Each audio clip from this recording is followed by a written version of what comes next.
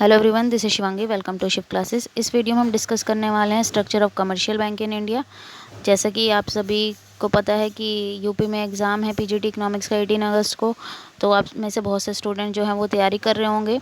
काफ़ी सारी चीज़ें अब आपने पढ़ ली होंगी, लेकिन जो छोटी छोटी चीज़ें वो हम लोग पढ़ना भूल जाते हैं, तो वो मैं आप लोगों के साथ डिस्कस कर रही हूँ।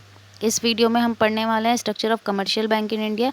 तो कमर्शियल बैंक को दो पार्ट्स में डिवाइड किया गया है, स्केड्यूल्ड कमर्शियल बैंक और नॉन स्केड्यूल्ड कमर्शियल बैंक। अब एक बार ये क्वेश्चन आया हुआ है केवीएस में कि स्केड्यूल्ड बैंक जो है वो किसके अंडर में आते हैं। ठीक है, बैंक चाहे कोई भी हो, आरबीआई के अंडर में ही आएगा। इंडिया की बात हो रही है, हम इंडिया में रहते हैं, तो हमारा जो सेंट्रल बैंक है वो क्या है, आरबीआई। और सभी बैंक चाहे प्राइवेट हो चाहे गवर्नमेंट बैंक हो, सभी को आरबीआई की गाइडलाइंस को फॉलो करना पड़ता है। तो कमर्शियल बैंक को दो पार्ट्स में डिवाइड किया, किसमें, स्केड्यूल और नॉन स्केड्यूल। अब स्केड्यूल बैंक में कौन कौन से आते हैं, प्राइवेट, पब्लिक और फॉरेन। और पब्लिक बैंक को भी दो पार्ट्स में डिवाइड किया गया, किसमें, एसबीआई एंड सब्सिडरी और अदर नेशनलाइज बैंक। अब स्केड्यूल बैंक क्या है कि वो बैंक जो इंक्लूड हुए थे second schedule of reserve bank of India act 1934। तो आपको एक्ट याद रखना है 1934 का। और इसमें तीन पार्ट्स में डिवाइड है स्केड्यूल बैंक, अभी हमने पढ़ा है। ठीक है, कौन कौन से हैं, पब्लिक सेक्टर बैंक, तो ये पूरे जो कंट्रोल में होते हैं, जिन पे पूरा हक होता है, किसका होता है, गवर्नमेंट का होता है। ठीक है, अब इसमें जो है एग्जांपल हैं state bank of India, bank of Punjab national bank, Canara bank, ये आप सब देख सकते हैं। और पब्लिक सेक्टर बैंक दो तरीके के होते हैं, एक एसबीआई सब्सिडरी और दूसरा अदर नेशनलाइज बैंक। तो ये चीज़ आपको ध्यान रखनी है कि अगर आपसे पब्लिक सेक्टर बैंक के टाइप पूछ ले तो आपको ध्यान रखना है।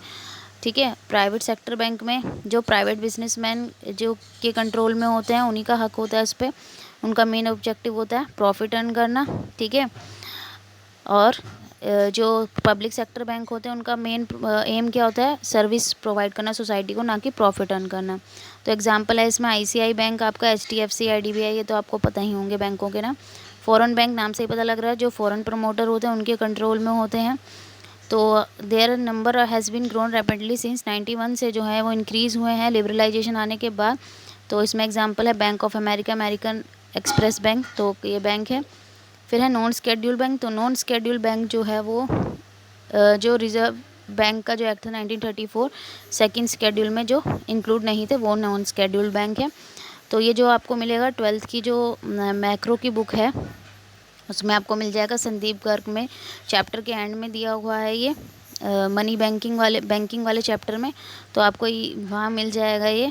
तो ये छोटा सा टॉपिक था, आई होप क्लियर हो गया होगा। अगर वीडियो अच्छी लगी हो तो like it, share it and subscribe my channel. Thank you.